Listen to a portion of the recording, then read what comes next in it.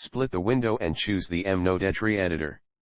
Press N to open the N panel and load the oak tree preset.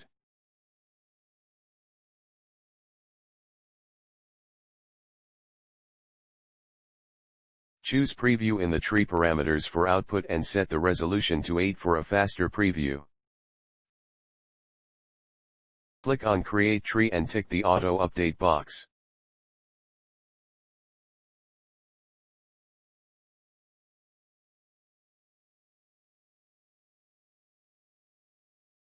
Because I'm trying to get away with as little geometry as possible, I try to keep the resolution low, and that's why I delete the second branch node, because nobody is going to see that. I just play with the sliders until I'm satisfied with the result.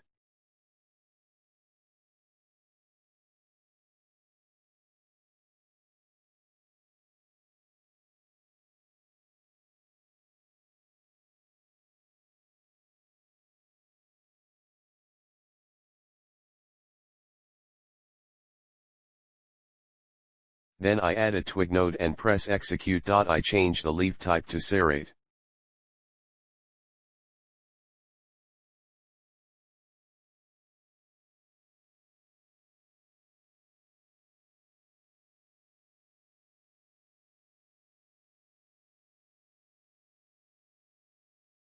Then in edit mode I delete the twigs to keep the vertex count low.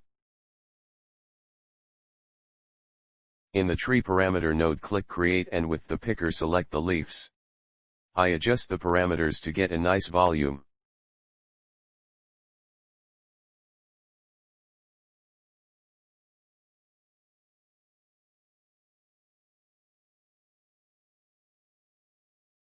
Again, to keep the vertex count low, I reduce the leaf amount as much as possible and increase the spread of the leaves.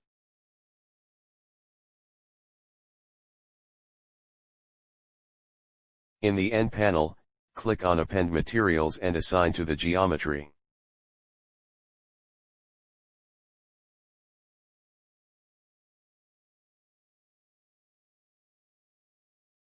Save the file in case you want to create variations.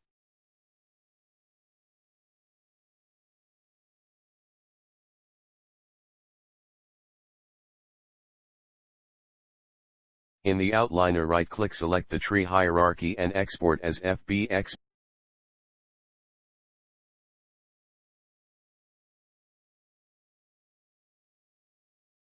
Make a new file and import the FBX.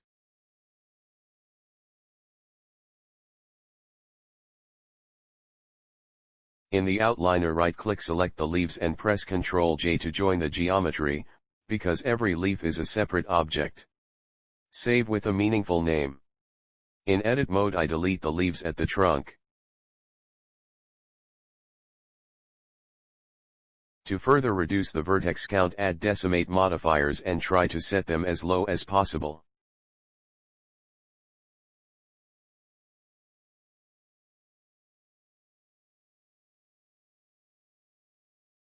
Apply the modifiers. In the node editor you can see that the materials were not exported properly. To fix that, I go to the tree file and append the materials for leaves and trunk.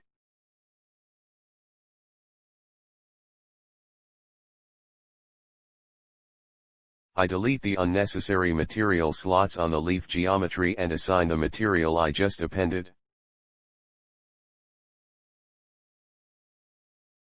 I love that add-on because it is easy to use, and as you can see, it looks really nice.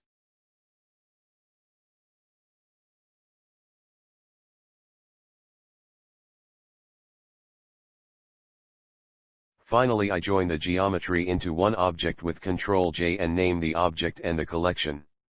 Now open the file from the last tutorial.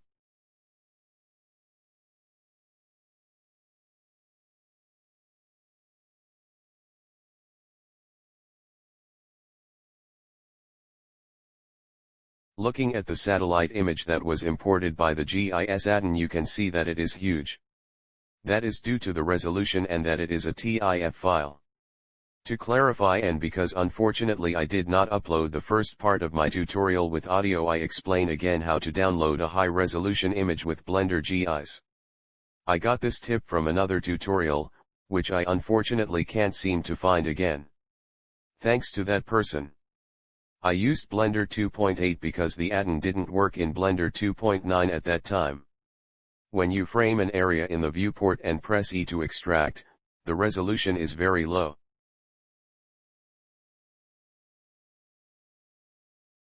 If you zoom in you get a higher resolution, but if you press E to extract, you only get the area which is in frame in the viewport. So to get a higher resolution for the whole area you frame it and press L on the keyboard to lock this area. If you then scroll the mouse wheel to a higher zoom level, the area will stay in frame but the image details of the higher resolution will be downloaded. This may take quite some time depending on your internet connection and on the zoom factor you choose. The maximum zoom factor is 22 and I sped up the video because it took a couple of minutes. Once the building mosaic message at the top disappears, press E repeatedly and you have to be patient until it's done. This is why the image is so big, but it provides good detail for using in the render.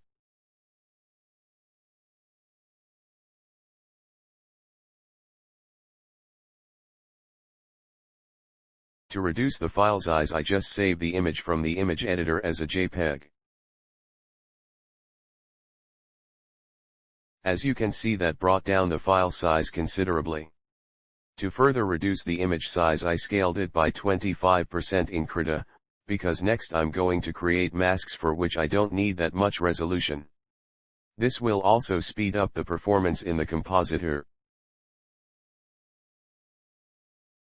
Create a new file and switch to the compositing workspace and set up as demonstrated.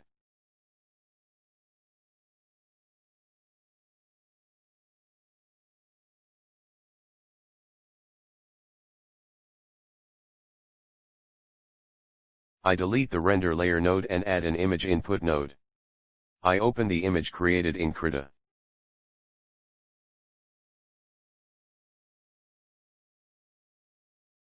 Shift-Control clicking on the image node will create a viewer node, and in the image viewer I choose the viewer node. Next I add a keying node and drop it on the noodle which automatically connects. With the color picker pick a green value for the vegetation mask. I am not an expert on keying, but since this is only for masks I get away with mainly using the pre-blur, clip black, and dilate erode sliders. Pre-blur and clip black helps to eliminate spots and dilate erode extends and contracts the mask.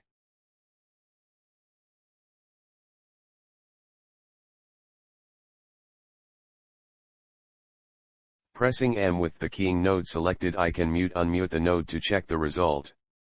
Next I Shift-Control click on the keying node which switches to the mask output.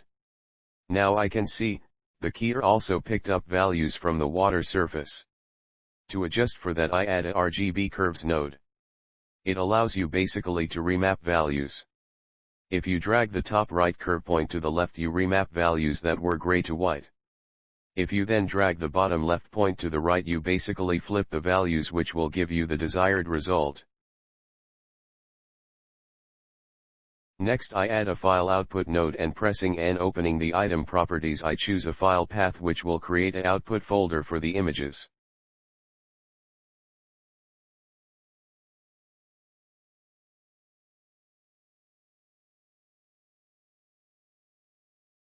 I save the file and in the render settings set the samples to 1 which is enough for image processing. To create the mask for the water surface I mute the keying and the curve node, which will exclude them from computation.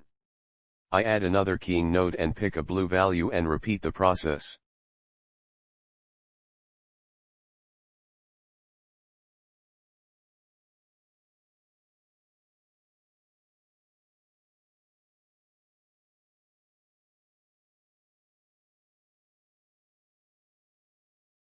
The problem now is that it also picked up a lot of similar values from the rest of the image, but this can easily be fixed. In the image editor go to View and in the drop-down, choose the mask. Expand the window and in the top right press New to create a new mask. Press N to open the N panel. In the Mask tab click plus to create a new layer. Left clicking will create a new path point. Draw a mask to exclude the unwanted parts and click on Cyclic to close the path.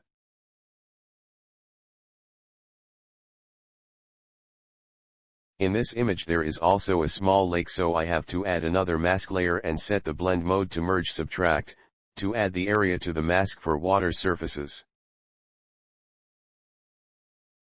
To add the mask to the compositing, go to Input Mask. In the node choose the only available mask and set the size to fixed and change the values to the resolution of the image.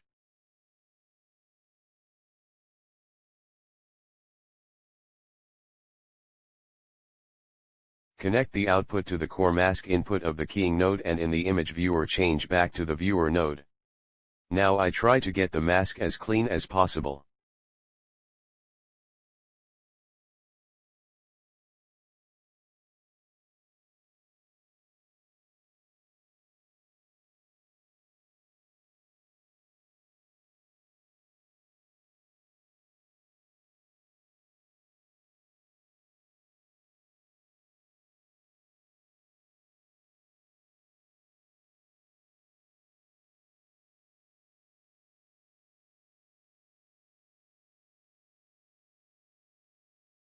In the file output node I add another input, duplicate the curve node with Shift D and drop it on the connection of the keying node. I then connect the output to it. Finally I unmute the other nodes, name the outputs accordingly and press F12 to render.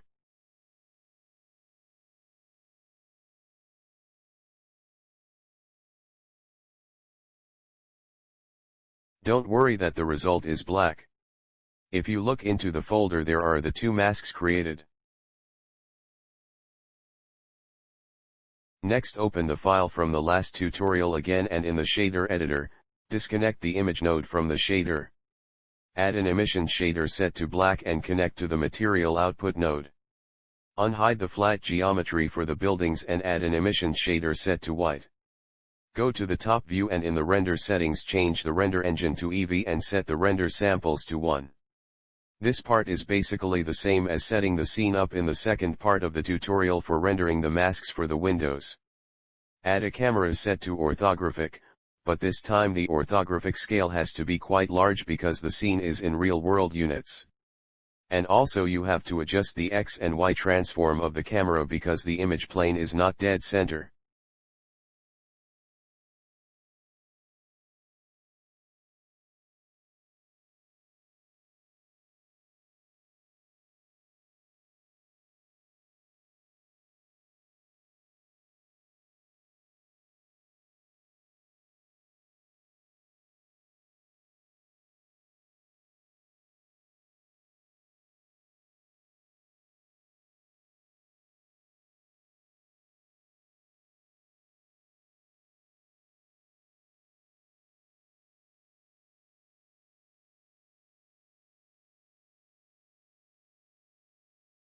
Hit F12 to render and save the image.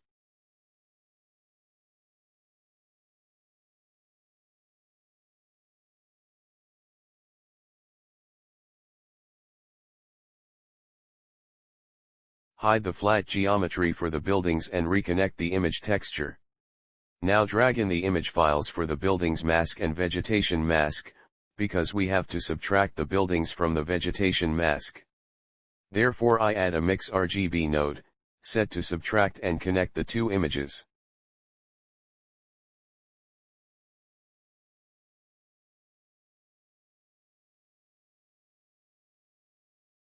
Next I add color ramps to adjust the values of the masks.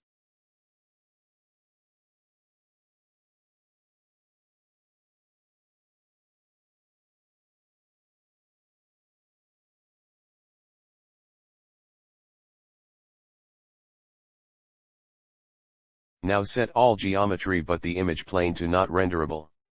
And because the output of the mix RGB node is connected to the viewer node, I just have to press F12 to render. This leaves me with the complete vegetation mask that I will use for shading the grass areas and for the density of the particle instancer. Next I delete the mix RGB node and one of the masks. The other one I will reuse. I add a mix shader and a PBR shader which will be for the water surfaces. I connect the PBR shader to the mix shader inputs and the mask to the factor.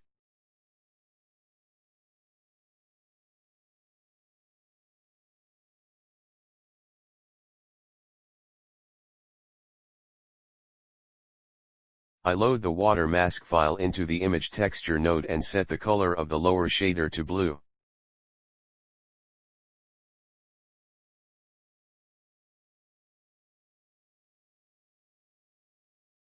Shit, I was a bit too sloppy creating the mask.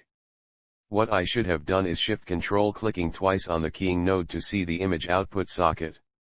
That way I would have seen that I needed to shrink it.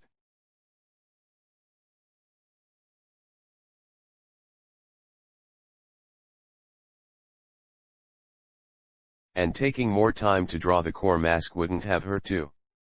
But that is not a problem.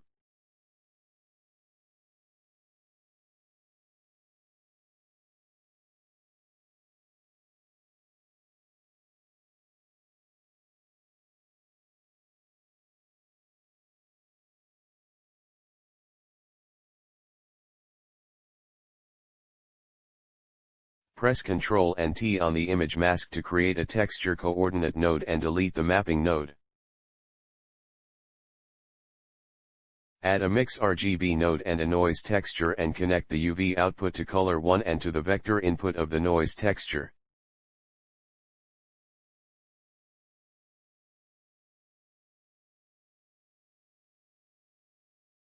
Then connect the color output to color 2 and set the blend mode to linear light. Connect the color output to the vector input of the image texture node. That basically gives us a blur node. Have a look at Erin tutorial on his basher node. He explains how that works. Next I will do a quick simple water shader.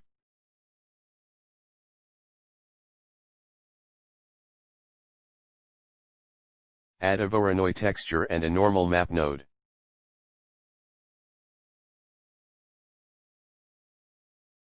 Shift-Control clicking on the voronoi texture will display the output sockets. You see that the color gives us different colored cells. Although that is probably wrong, it works okay to bend the normal of each cell to mimic waves.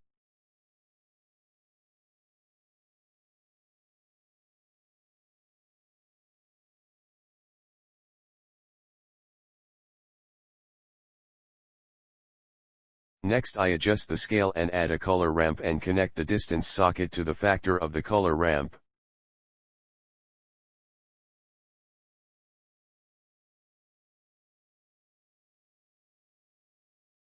I adjust roughness and specular values to my liking.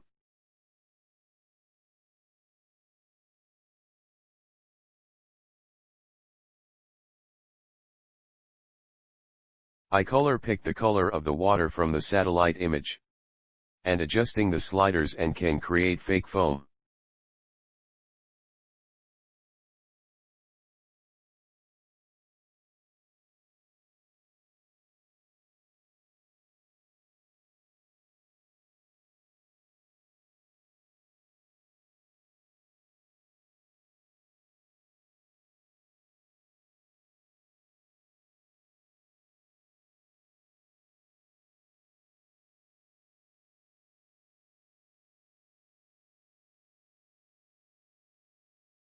Next I copy the whole node tree for the mixing process.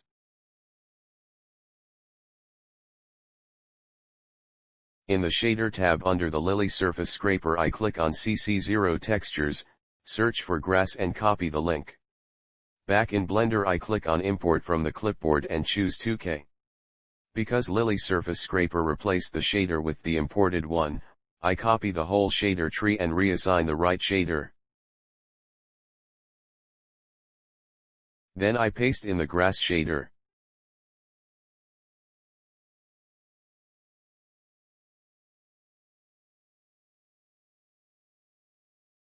I connect it to the mix shader and replace the mask file with the vegetation mask.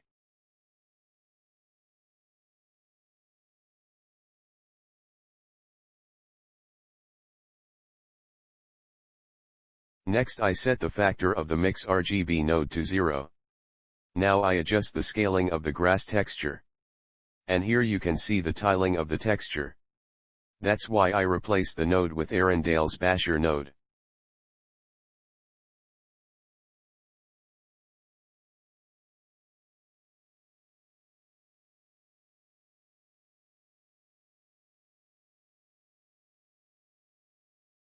Okay, and for some reason the mask is a bit off.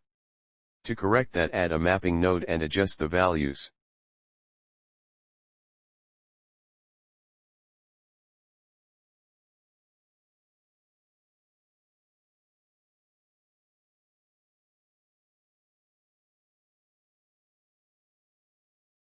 Then I blur the borders again to blend with the satellite image.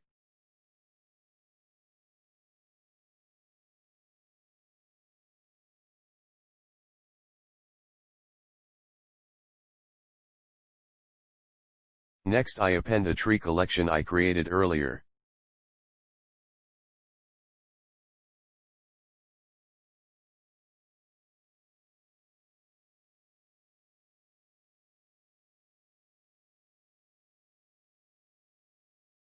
With the image plane selected, I go to the Particles tab, click plus to add a particle system.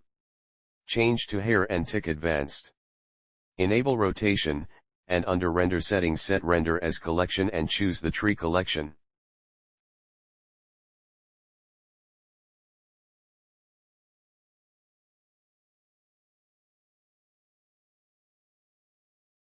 Scroll down to the Textures. Click New and open the Vegetation mask.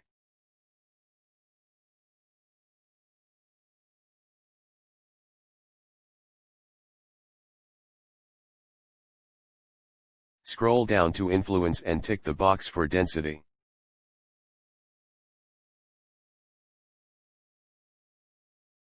Now go back to the Particles tab and increase the number of particles.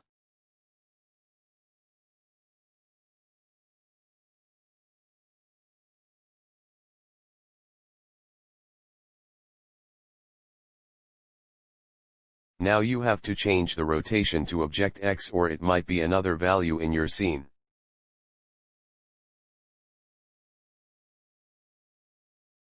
Muting the mix shader by pressing M, you can see why I created a grass shader in the first place. This way I can hide the trees on the satellite image. To blend the grass shader with the image, I add a hue saturation node and adjust the values.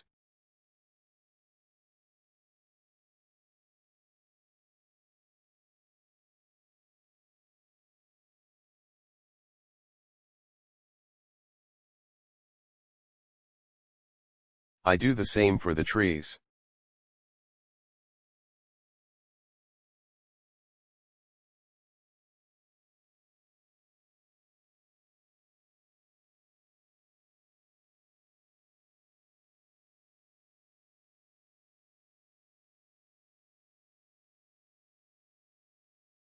To bring variations to the trees, I add another hue saturation node and an object info node and connect the random output value to the factor input of the hue saturation node.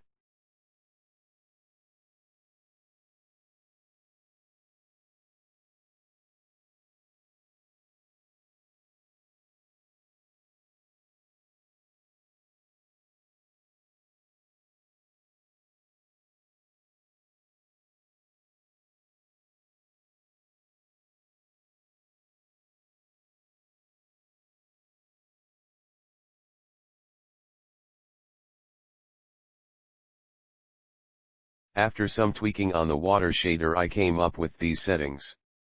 That's it for this video. I thank you very much for being patient and sticking to the end. I know making masks isn't that exciting, but I think it gives you great control and it is still a lot less work than creating details by hand. In the next part of the tutorial I will show you a couple of methods to fix some issues. If you liked this video, please consider liking and subscribing, and if you have questions or suggestions, please leave comments below.